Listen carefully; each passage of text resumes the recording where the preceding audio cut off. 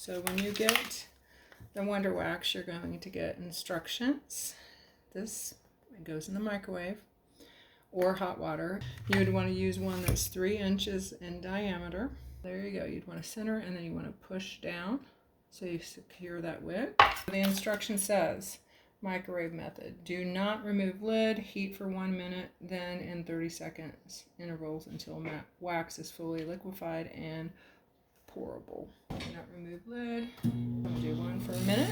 1 minute is up until wax is fully liquefied and pourable. That is liquid.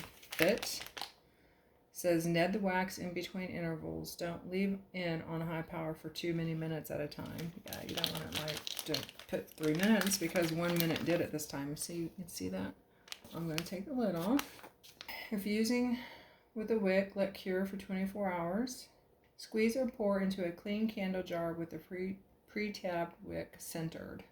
So it says squeeze or pour into a clean candle jar with the pre-tabbed wick center, or pour into a heat-safe candle jar to use on a wax warming lamp or electric candle warmer. I'm going to open it up there. Now look at this, guys.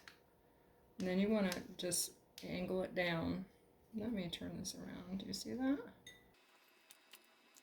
Angle it down and just pour the wax. Smells so good. Our wax is so easy to clean up too. They added coconut oil. Look, it's still warm too, but we don't have paraffins or phthalates in the fragrance, so it's a real clean fragrance. So, well, there you go. It might be a little like bubbly or whatever, but that's not going to affect how it burns at all.